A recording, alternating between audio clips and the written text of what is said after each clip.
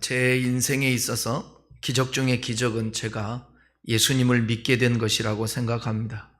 저는 전혀 기독교와 상관없는 그런 가정에서 태어났고 유교와 불교 색채가 짙은 가정에 살았습니다.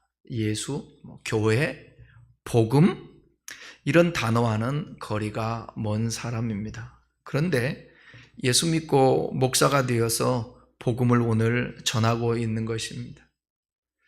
제가 예수를 믿게 된 것은 예수님께서 꿈에 나타나신 것도 아니고 초자연적인 계시를 통해 믿게 된 것도 아닙니다.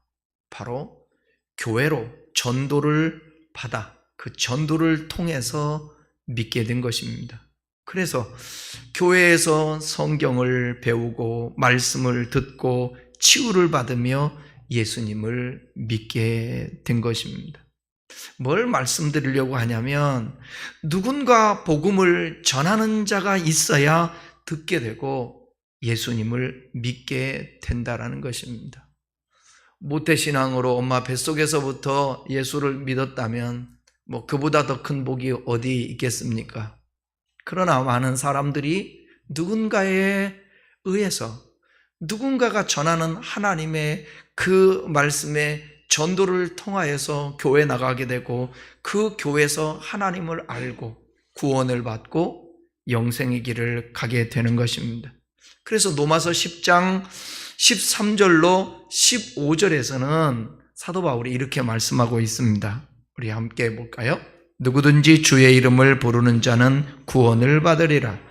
그런즉 그들이 믿지 아니하는 일을 어찌 부르리? 듣지도 못한 일을 어찌 믿으리? 전파하는 자가 없이 어찌 들으리요? 보내심을 받지 아니하였으면 어찌 전파하리요? 기록된 바 아름답도다 좋은 소식을 전하는 자들의 발휘함과 같음이라.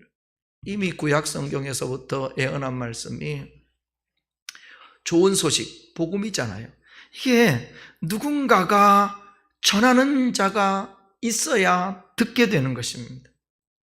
근데 그 전하는 자는 보내심을 받은 자라고 말씀하고 있습니다.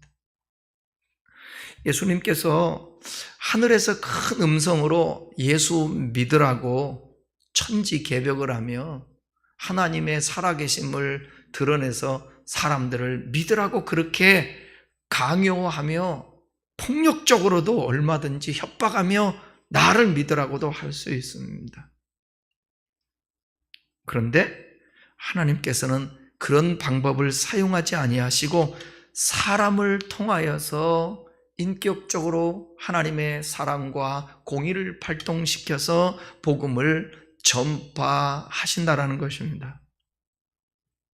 그 복음이 전파되는데 첫 단추가 바로 제자들에 의해서 시작되었다라는 거예요. 뭐든지 시작이 있지 않습니까? 그 복음은 당연히 예수님과 하나님 나라에 대한 것이었습니다. 이 복음이 예루살렘에서 시작해서 전 세계로 퍼져나갔는데 그 기초적인 역할을 한 사람들이 바로 제자라는 것입니다. 그 제자들이 아니었다면 저와 여러분들이 어떻게 복음을 받게 되었고 예수를 믿고 이 조국 대한민국에 이러한 교회의 성장과 은혜가 있었겠습니까? 예수님께서는 누가복음 8장에서 자신의 사역에 대해서 초점을 맞췄습니다. 누가복음 8장까지에 보게 되면 구약에서 약속하신 당신이 메시아인 것을 증거하기 위하여서 자신이 누구이시며 어떻게 이 세상에 오셨으며 왜 오셨는지 그리고 메시아로서 능력을 보여주시기 위해서 병든 자를 고치시고 죽은 자를 살리시고 귀신을 내어 쫓으시며 하나님 나라 복음을 전파하셨습니다. 이제 이게 누가복음 9장에 와서는 예수님께서 제자들을 복음을 위해서 이제는 전면에 내세우시는 것을 볼 수 있는데 바로 뭐냐면 바톤 터치가 시작된 것입니다. 1절, 2절을 함께 읽겠습니다. 예수님께서 12 제자를 불러 모으사 모든 귀신을 제어하며 병을 고치시는 능력과 권위를 주시고 하나님의 나라를 전파하며 앓는 자를 고치게 하려고 보내시며.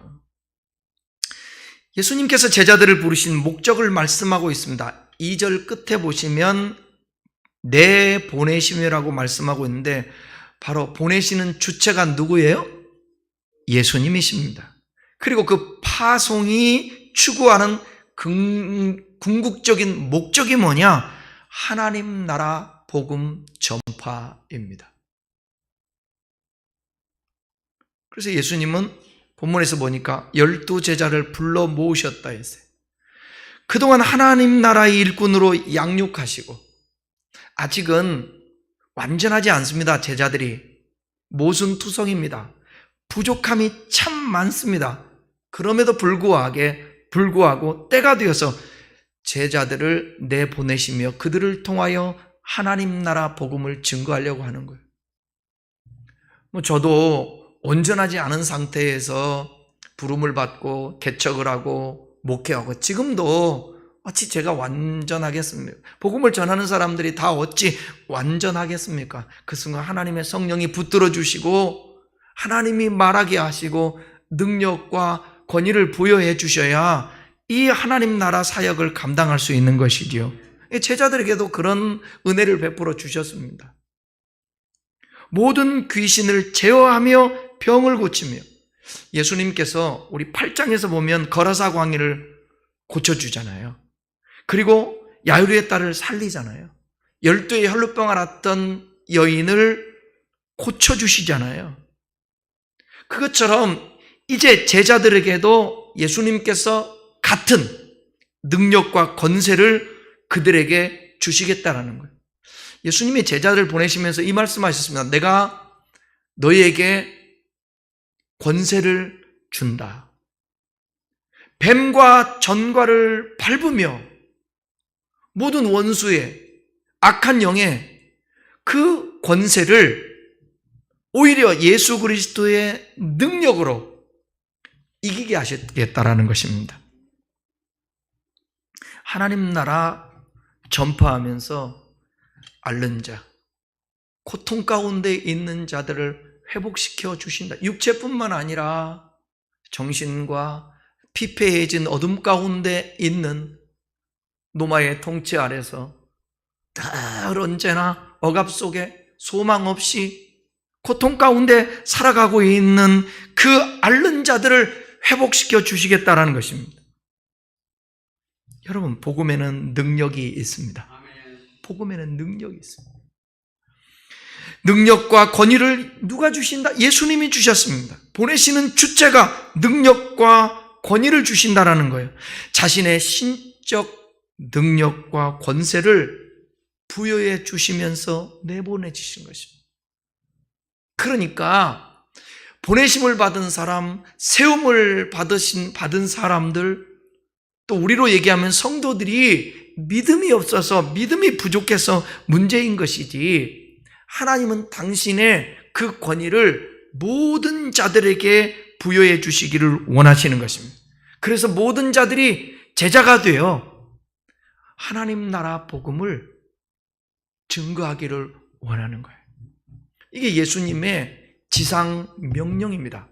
제자들을 통해서 제자를 낳고 그 제자를 통하여서 제자를 낳고 그 제자를 통해서 제자를 낳고 해서 오늘날 저와 여러분들도 제자가 되기를 원하는 것입니다. 그리고 우리를 통하여서 또 복음을 증거하고 그 복음으로 인하여 제자를 삼아 그들을 통하여 하나님 나라가 땅끝까지 이르러 증거되게 하시는 것입니다.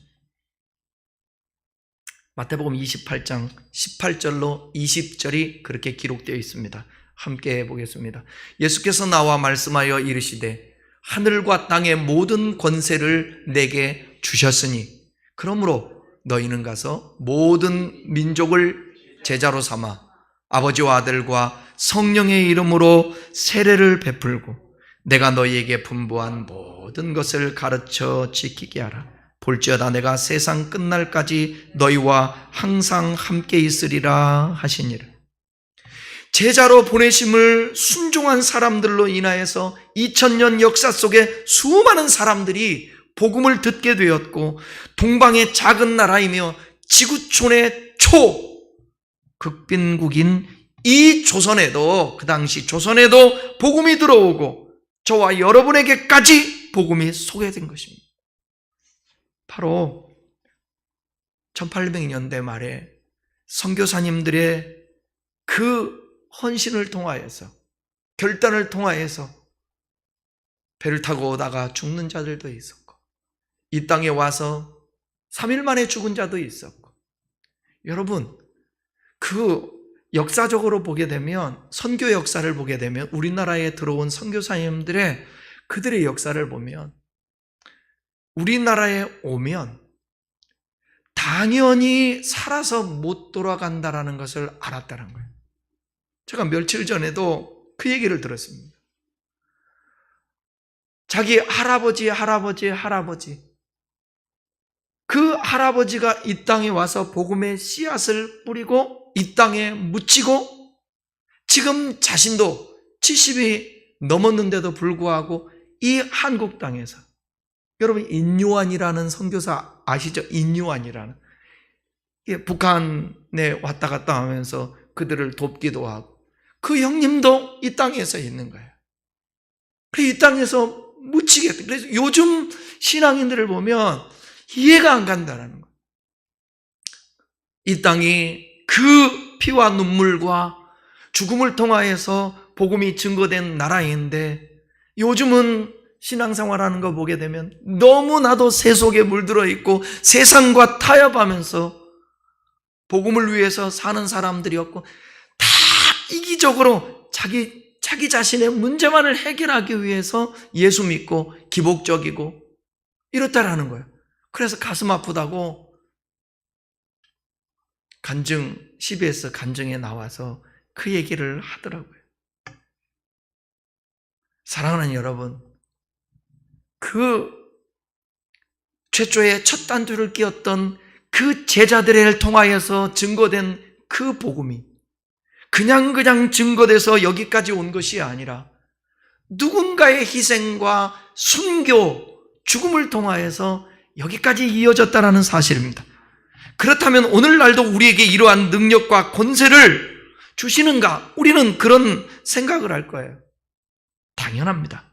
오늘날도 하나님은 우리에게 필요에 따라서 제자들에게 주신 능력을 우리에게도 주십니다. 그러나 하나님의 역사가 멈춘 것이 아니라 하나님께서 그런 능력과 권유를 부여해 줄 수 있는 사람이 없다는 것입니다. 능력 주면 자기 영광을 위해 사용하고, 교만하고, 돈 받고, 기적을 행하고, 성경 똑같은 내용을 다루고 있는 마태복음 10장에서는 뭐라고 얘기하고 있냐면, 너희가 거저받았으니 거저주어라. 이거 매우 중요한 것입니다.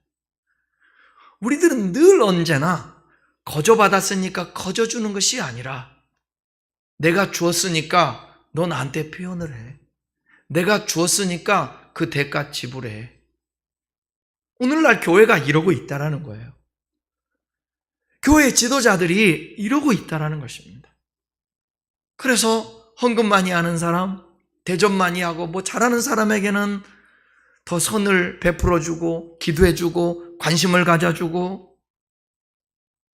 그러니까 여러분, 하나님이 능력이 없는 것이 아니라, 거짓이 아니라 하나님의 능력을 부여해줘서 하나님의 역사를 일으킬 수 있는 사람을 찾는데 그 사람이 없다라는 거예요. 아니, 좀 능력을 줘서 예수님의 제자들처럼 병도 낫게 하고 기적도 행하게 하고, 우리 한국교회에 이단으로 빠지고 교주로 빠진 사람들의 대부분이 처음에는 다 능력이 있는 사람들 아닙니까? 네? 이번에 나는 신이다, 거기에 JMS, 애기동산, 그 다음에 이재록,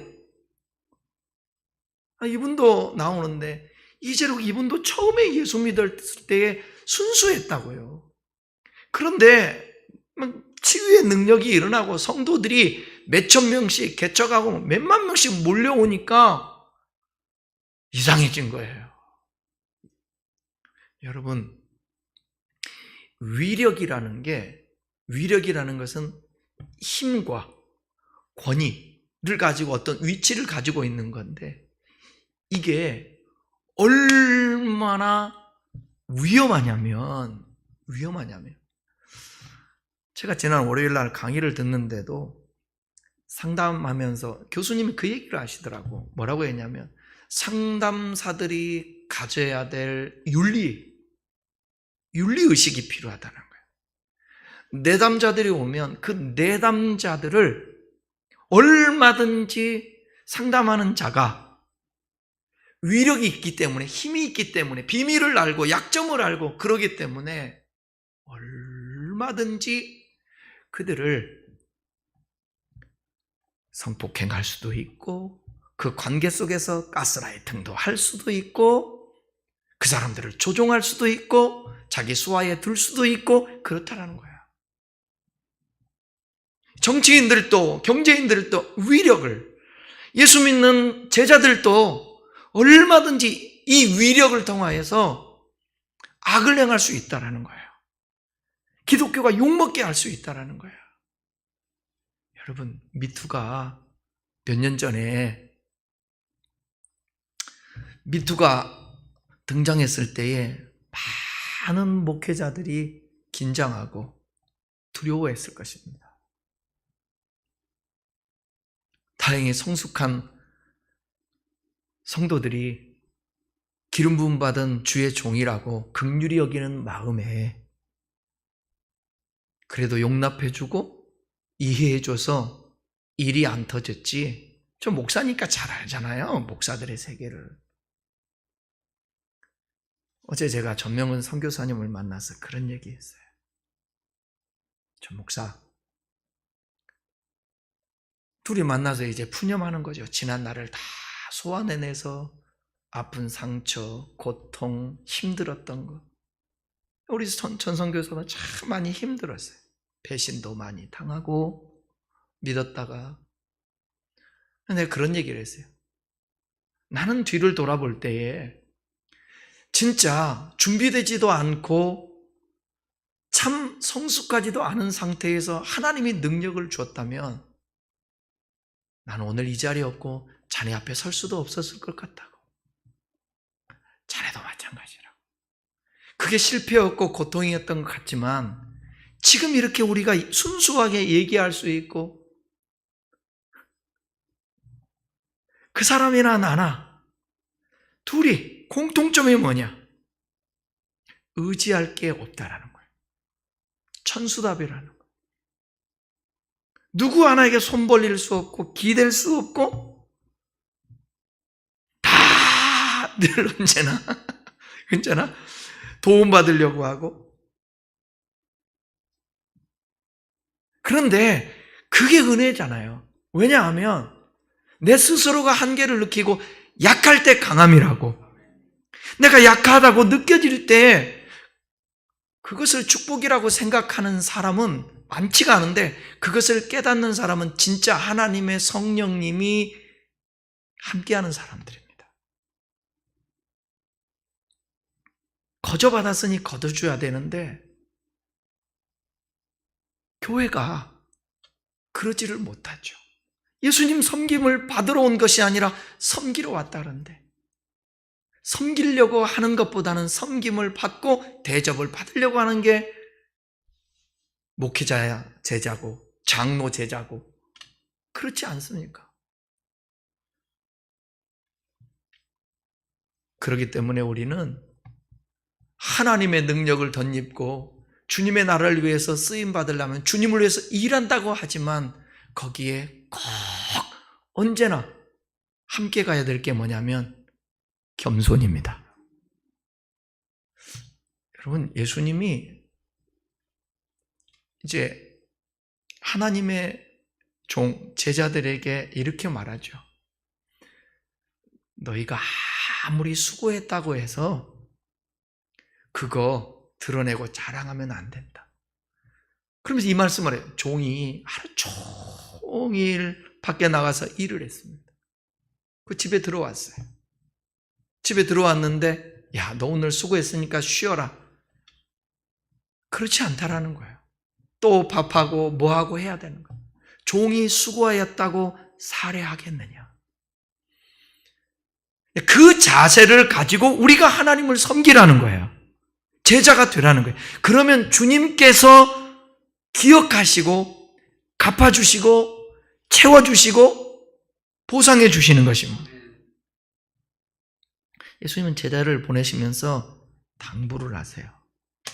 즉 복음 전하는 제자들의 태도에 대해서 너희들은 이런 태도를 가져라 그렇게 말씀하는데 3절에서 5절 한번 읽어볼까요? 이르시되 여행을 위하여 아무것도 가지지 말라. 지팡이나 배낭이나 양식이나 돈이나 두벌옷을 가지지 말며 어느 집에 들어가든지 거기서 머물다가 거기서 떠나라. 누구든지 너희를 영접하지 아니하거든 그 성에서 떠날 때에 너희 발에서 먼지를 떨어버려 그들에게 증거를 삼으라 하시니. 예수님께서 그들에게 주신 명령은 뭐냐면 이 전도 여행 중에 그들이 꼭 가져야 할 태도, 이게 매우 중요합니다. 이 태도만 온전하면 하나님이 그를 통로 삼아 능력을 주겠다라는 거예요. 여러분, 저와 여러분들에게 능력이 필요한 게 아시나 하나님이 능력을 주실 수 있는 태도가 중요한 거예요. 그 태도를 가지라고. 그러니까 하나님 앞에 기도하면서 이 문제 해결해주고 이렇게 해주고 이렇게 했으면 좋겠습니다. 그것도 필요한데 그거보다 뭐냐면 하나님이 내가 구하는 기도를 응답해 줄 수 있도록 내가 바른 신앙의 태도를 갖는 게 중요하다는 거예요. 예수님은 3가지 명령을 주시는데 전도 여행을 위해서 아무것도 준비하지 말라는 명령과 두 번째는 한 집에 머물라는 명령과 세 번째는 영접하지 않는 자들에게는 심판의 메시지를 전하라는 거예요. 먼저 아무것도 준비하지 말라는 말씀은 이렇게 말하잖아요. 이르시되 여행을 위하여 아무것도 가지지 말라. 이 말은 아무것도 가지고 다니지 말라는 말씀이 아닐 거 아니겠습니까? 상식적으로 말도 되지 않죠. 왜냐하면 여행을 위해서 따로 뭔가를 더 준비하지 말라고, 많이 준비하지 말라고, 필요한 것만 가지고 최소한의 여행을 하라고 이 말이겠죠. 이 말이겠죠. 지팡이는 여러분 당시에 크게 2가지 면으로 도움이 되는 여행자의 필수품이었습니다. 길을 갈 때 도움이 되었고요. 방어 무기로도 사용할 수 있었습니다. 그래서 혹시나 해서 더 가지고 가지지 말라. 배낭이 나오죠. 오늘날로 얘기하면 크로스백인데 주로 당시에 농부, 그 다음에 목자, 그 다음에 거지, 여기 중요한 순회 철학자. 이따가 설명하겠지만 당시에는 철학자들이 순회하면서 학교도 세우고 가르치기도 하고 그랬었어요. 그런 자들이 사용했는, 또 자루도 있었어요. 자루도. 가방이나 자루의 목적은 저장하는 것이다. 그런데 예수님은 그렇게 하지 말라는 거예요. 양식이나 돈이나 먹을 것도 가지고 다니지 말라는 거예요. 그럼 사 먹으라는 걸까요? 그렇지 않죠. 예수님은 돈도 필요 없다고 말합니다. 2벌을도, 아니, 1벌이면 충분하다고 말합니다. 전도여행은 당일치기가 아니죠.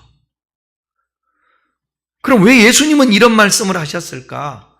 제자들은 필요한 것들을 어떻게 구할 수 있었을까? 거지들처럼 여러분 구걸하면서 살라고 말씀한 것입니까? 오늘날 목회자가 그냥 아무것도 없이 집도 없이 거지같이 구걸하며 그냥 다니라는 그런 뜻 아니잖아요.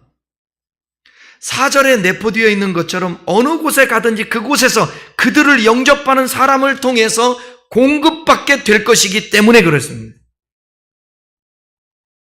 누가는 생략했지만 마태는 이 똑같은 본문의 내용을 마태복음 10장 10절에서 이렇게 말합니다. 이는 일꾼이 자기의 먹을 것 받는 것이 마땅함이니라. 자기가 일하면, 그리고 구약에서도 보게 되면 제사장이라든지 성전에서 일을 맡은 사람들은 성전에서 나오는 것으로 먹고 사는, 신약시대 때도 고린도 전서라든지 디모데서에 보게 되면 하나님의 일을 하는, 그 당시 장로라고 그러죠. 감독, 오늘날은 목사, 하나님 말씀을 전하는 자들은 어떻게 공동체에서 주는 그 녹을 통하여서 먹어야 되는 것이죠. 그러니까 하나님이 그렇게 책임질 것이니까 걱정하고 염려하면서 많은 것을 준비하고 다니지 말라, 그렇게 말씀하는 것입니다. 이 말씀이 바로 뭐냐? 예수님 믿고 가라는 거예요. 하나님께서 필요를 채우실 것임을 믿고 가라는 것입니다. 제자들이 가져야 할 첫 번째 태도는 바로 하나님의 공급하심에 대한 확신입니다. 그러니까 그런 어떤 하나님이 주시는 마음이 있어서, 제가 개척할 때가 제일 힘들 때 아니겠습니까? 그런데 꼭 하나님이 그때의 마음을 감동한다고. 그거 너 바쳐라. 그거 너 하나님 앞에 드려라.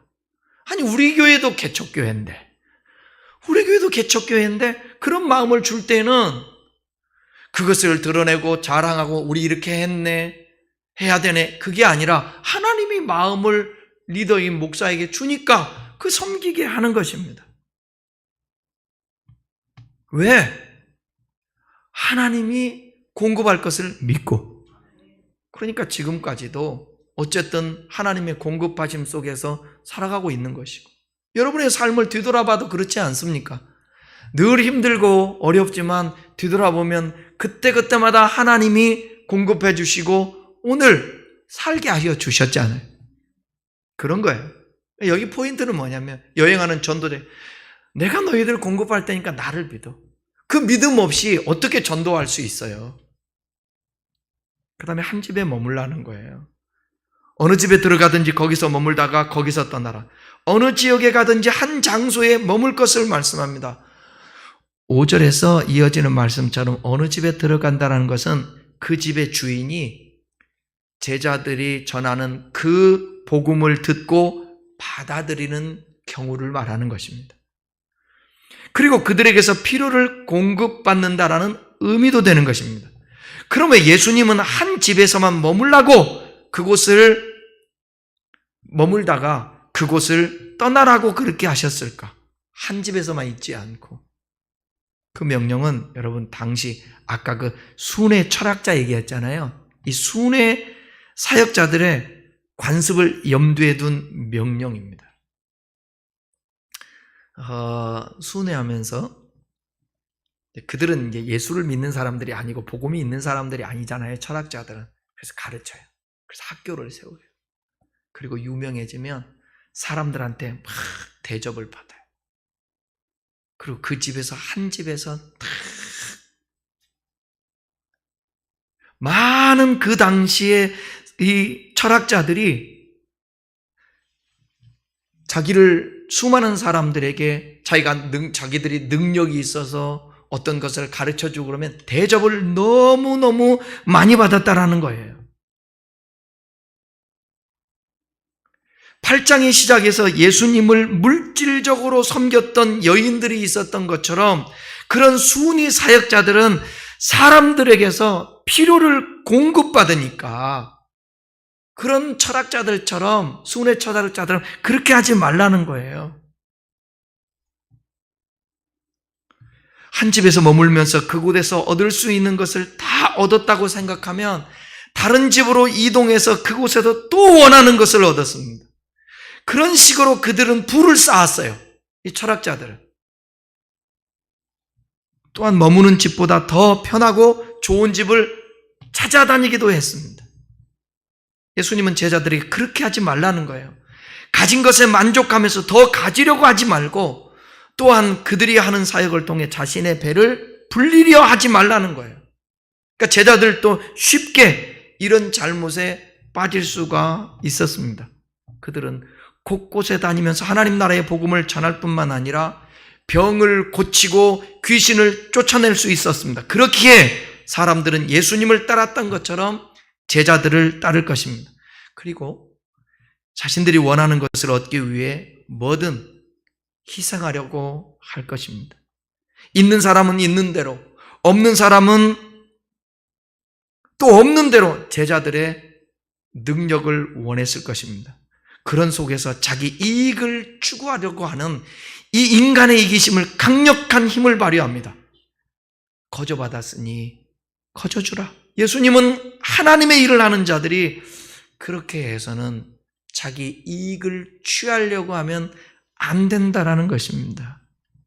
그래서 우리 주님께서는 제자들을 보내면서 그 한 집에 머물러라. 여기서 다 빼먹고 다른 집에 또 가서 또 빼먹고 이러려고 하지 말라는 거예요. 어떤 사람은 그 한 집에서 진짜 세상 말로 다 긁어 모아서 철학자들이 자기 배만 채워요. 그래서 여기서 다 빼먹었으면 또 다른 집 가서 또 가르치고 또 다 빼먹어요. 제자들에게 이런 것 하지 말라는 거예요. 이런 거 하지 말라. 그냥 순수하게 한 집에 머물러서 또 여러분 다른 사람들이 그 집에 머물 때에 이 집에서 다 섬겨주지 못하면 다른 사람이 또 가져올 수도 있지 않습니까? 그러니까 의도를 우리가 알아야 되죠. 세 번째는 뭐냐면 심판의 메시지를 선포하라는 거예요.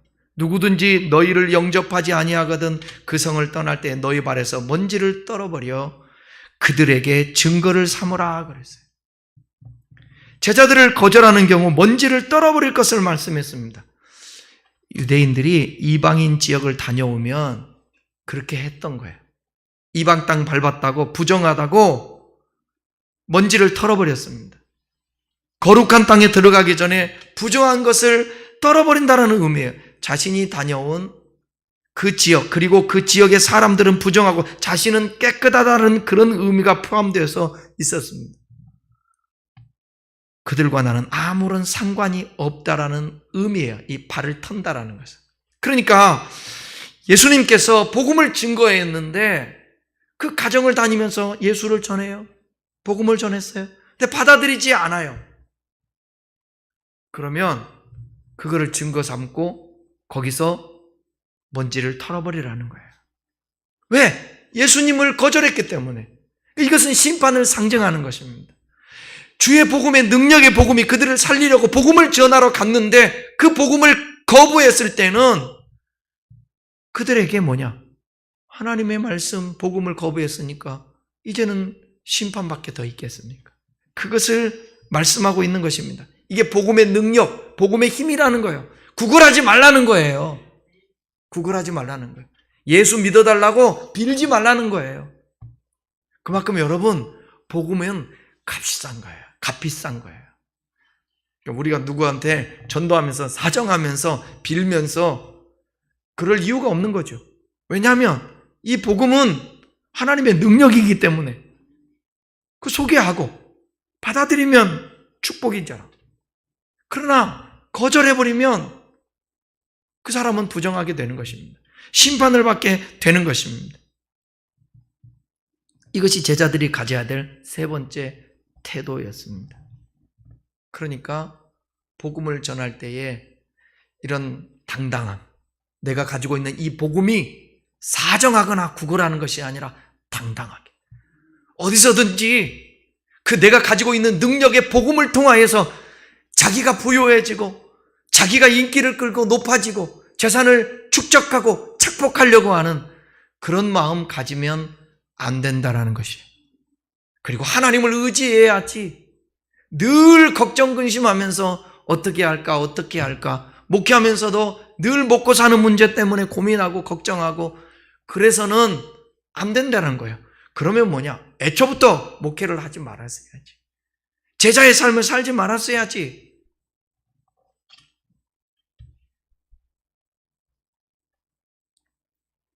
다음은 우리가 생각할 것은 9장 6절을 한번 읽어보겠습니다. 6절.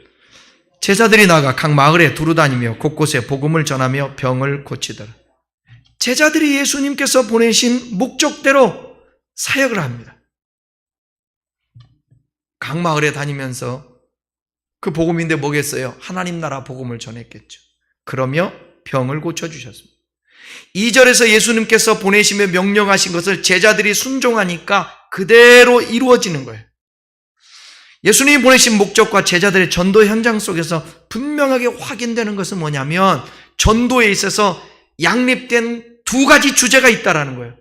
그건 뭐냐면 하나는 하나님 나라 선포와 하나는 인간의 연약함, 질병, 귀신 들림 여기를 회복시키고 돌본다라는 거예요. 그러니까 전도나 선교에 있어서 수레의 두 바퀴와 같은 것임을 보여주는데 하나님 나라의 복음을 전하면서 반드시 뭐냐면 육신의 필요 같은 것들도 채워준다라는 것이에요. 이게 같이 간다는 것입니다. 그러나 그럼에도 불구하고 하나님 나라를 먼저 언급함으로 성경에서 유대인들이 먼저 언급하는 것은 중요하기 때문에 그렇습니다. 그러니까 제자들의 이름을 기록할 때도 먼저 나오는 게 중요합니다. 그러니까 사도행전에도 보게 되면 어쩔 때는 바울이 먼저 나오기도 하고 어쩔 때는 바나바가 먼저 나오게 돼요. 그때는 뭐냐? 바울이 그때는 중요한 사역을 하고 바나바가 먼저 나올 때는 그 다음에 바나바가 또 더 중요한 사역을 하기 때문에 그렇게 나와요. 그러니까 하나님 나라의 복음을 전하는 것과 육신의 연약함들을 치유해서 귀신이 쫓겨나고 병들을 낫게 하는 것 이거 같이 가는데 중요한 것은 우선은 뭐냐? 하나님 나라 복음이라는 것입니다. 선교의 본질을 보여주는 것으로 선교가 인간의 질고를 덜어주는 것 자체로 만족해서는 안 된다는 거예요. 그래서 복음을 전파하고 병든 자를 치유해 주는 것 동등한 일련의 과정 속에서 궁극적인 선교가 지향하며 나가야 될 것은 뭐냐? 하나님 나라 복음의 확장입니다. 왜냐하면 연약하다고 해서 다 살릴 수는 없는 거니까 다 부욕해 할 수 있는 것은 아니니까 다 상황에 따라 다르니까 그러나 그들에게 필요한 건 뭐냐? 모두 다에게 필요한 것은 공평하게 복음이 필요한 거예요. 이런 하나님의 역사가 예수님으로 말미암아 드러났죠. 나타났죠. 그 다음에 예수님이 파송해서 제자들에게 나타나죠. 그러니까 이 소리를 듣고 제자들의 사역 이 소리를 듣고 당황하는 분봉왕 헤롯이 있었어요. 한번 보십시다. 7절 9절 같이 읽겠습니다. 분봉왕 헤롯이 이 모든 일을 듣고 심히 당황하니 이는 어떤 사람은 요한이 죽은 자 가운데 살아났다고 하며 어떤 사람은 엘리야가 나타났다고도 하며 어떤 사람은 옛 선지자 한 사람이 다시 살아났다고도 함이라. 헤롯이 이르되 요한은 내가 목을 베었거늘 이제 이런 일이 들리니 이 사람이 누군가 하며 그를 보고자 하더라. 사람들은 엘리야가 나타났다, 옛 선지자가 나타났다, 세례 요한이 살아났다 이렇게 얘기합니다. 근데 누가 이 일을 행하였느냐? 예수님이 행하신 것이고 제자들이 행한 것인 거예요. 이런 일이 일어나면 겸손히 성경에서 약속한 예수님이 오셨구나. 그 예수님이 메시아로서 하나님 나라를 증거하며 병든 자를 고치고 귀신을 쫓아내는구나. 그러면서 예수님을 받아들이고 회개해야 되잖아요. 그렇지 않고 이 사람이 누군가 하며 한번 봤으면 좋겠다. 예수님을 좀 봤으면 좋겠다. 이게 헤롯 안티바스입니다. 분봉왕. 원래 헤롯 대왕이 있고요. 여러분 헤롯 대왕이 있어요. 헤롯 대왕은 유대인인데 로마에서 임명을 해서 대왕이 된 거예요. 대왕이 됐는데 이 대왕의 세 아들들을 분봉 각 지역에 나눠서 또 왕으로 세워 다스리게 한 거예요. 이것을 분봉왕이라고 합니다. 여기서 나오는 이 분봉왕은 헤롯 안티파스입니다. 주전 4년부터 주 39년까지 갈릴리와 베레아 지역을 다스렸던 통치자예요. 세례 요한이 헤롯 왕에 의해서 처형된 것이 불과 얼마 전입니다. 이제 이 분봉왕 헤롯은 예수님과 제자들의 사역을 듣고 당황하는 거예요. 그것은 예수님과 제자들을 통해서 회개하라고 선포가 있었고, 마태복음에 보게 되면 회개했다라는 단어가 나와요. 회개를 선포했다고. 근데 누가복음은 나오지는 않지만 귀신이 쫓겨나고 병든 자가 고침을 얻고 죽은 자가 살아나는 하나님 나라가 강력하게 증거되고 있는데 당황하게 된 거예요. 그걸 듣고. 그래서 예수님을 보고자 했는데 예수님을 못 보다가 언제 본 줄 아십니까? 예수님을 보지 못하다가 예수님을 이제 십자가에 돌아가시기 전에 신문을 하게 되는데 그때 비로소 보게 돼요. 누가복음 23장 8절에서 11절입니다. 헤롯이 예수를 보고 매우 기뻐하니, 바로 이 누가복음 9장에서 보고자 했는데 못 보다가 23장에 가서 이제 예수님이 사역을 마치시고 십자가에 죽기 전에 그때 본 거예요. 기뻐하니 이는 그의 소문을 들었으므로 보고자 한 지 오래였고 또한 무엇이나 이적 행하심을 볼까 바랐던 영구라라. 여러 말로 물으나 아무 말도 대답하지, 여러 가지 물었겠죠 막. 그런데 예수님은 대답하지 않아요. 그러니까 10절에 대제사장들과 서기관들이 서서 힘써 고발하더라. 오랫동안 예수님을 보고자 하였던 그의 의도가 단순히 그분이 어떠한 이적을 행할 것인가에 대한 호기심에 불과했음을 알 수 있습니다. 그는 회개하지 않았습니다. 예수 그리스도의 그 역사를 그 보고도 소문을 듣고도 당황만 했지, 시간이 지난 후에 그 예수를 마주하게 되었을 때에 그 예수 앞에 무릎을 꿇고 그가 진짜 긍휼을 구하고 그분을 영접하려고 하지 않고 오히려 예수님을 죽는 데에 내어주고 빌라도에게 넘겨줘.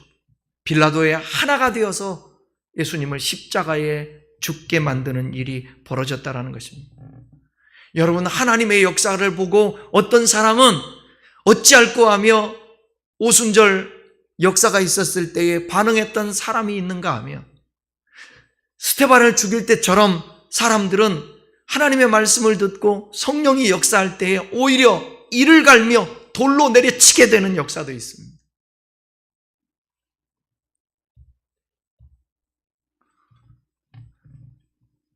오늘 저와 여러분들에게 지금까지 기회 주심이 은혜요 축복인 거예요. 지금도 우리는 우리의 관심이 무엇인가? 여러분, 하나님 나라의 복음인 것입니다. 어차피 우리요 공술의 공수거예요. 빈손으로 왔다 빈손으로 가요.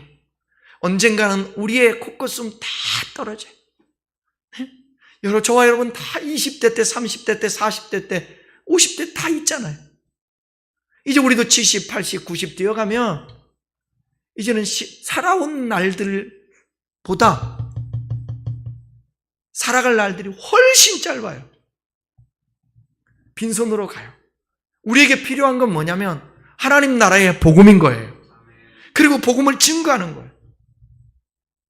결론입니다. 하나님 나라의 복음은 여전히 계속 전파되고 있습니다. 하나님께서 인류를 구원하시고자 하는 의지는 세상 끝날까지 갈 것입니다. 하나님은 부족하지만 우리들에게 능력을 주셔서 제자로서의 삶을 살아 지금도 죽어가는 영혼들을, 그들에게 복음을 전하기를 원하고 계십니다. 교회 여러분, 눈앞에 코앞에 닥친 문제만을 해결해달라고 하나님 앞에 기도하기보다 복음전들을 위해 능력을 달라고 기도하십시오. 나를 통하여 하나님, 지옥 가는 백성들이 구원받을 수 있도록 도와주십시오. 나의 말 한마디가 하나님의 능력을 덧입어 놀라운 복음이 선포될 수 있도록 인도하여 주옵소서. 여러분들이 오늘 하루도 수많은 사람들을 만났고 수많은 사람과 관계되었을 것입니다. 그런 사람들에게 정말 하나님 나에게 능력을 주셔서 한마디라도 예수 믿으라고. 그러기 위해서 여러분, 예수 믿는 것, 받은 증거 많다고 여러분들이 하나님이 나와 함께하며 하나님의 나라가 임한 그 증거를 보여줘야 합니다. 귀신이 쫓겨나가고 병이 나가면 하나님의 나라가 너희 가운데 임한 것을 알라. 하나님의 나라가 먼저 우리에게 임하여야, 그래서 정신적으로 우리의 또 마음과 우리의 삶이 하나님의 통치 안에서 회복되어질 때에 우리를 통하여 그리스도가 더 힘있게 증거될 수 있으니, 그것을 위해서 기도할 때에 나머지 부수적인 모든 것들을 하나님이 응답해 주시고 해결해 줄 줄 믿습니다. 다 같이 기도하겠습니다.